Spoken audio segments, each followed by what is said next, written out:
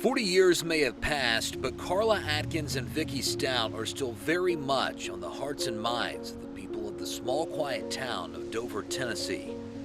The half-sisters, only teenagers at the time, were murdered in September of 1980. But still, after all these years, their killer has not been found. We were really discouraged to find out no one had really covered the case much. That's why Amelia Courtney and Lainey Sullivan wanted to bring awareness to the case. Courtney, a West Tennessee native, heard about the case from a childhood friend. And from there, with Sullivan, began a podcast last year called Murder at Land Between the Lakes. We wanted to get more media attention and, find out what happened to these girls.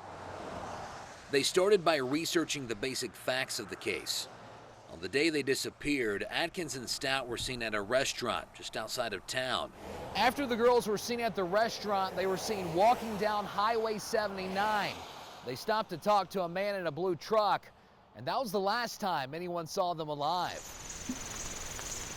18 days later, they were found dead in the woods at Land Between the Lakes with gunshot wounds to the head. And I know the one that was assigned. After a few episodes of the podcast, people from Dover contacted Courtney and Sullivan about the case. We started receiving emails, we opened up a phone line, and people started calling us. What we realized is that, from that small town in Dover, Tennessee, no one had wanted to speak up all those years.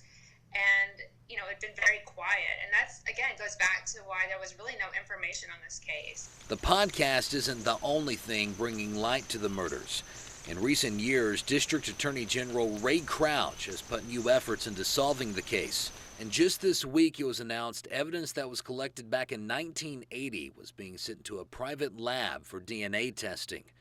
Due to the age of the evidence and the way it was stored, it's unclear if the test will be successful. They remember it with a vengeance now.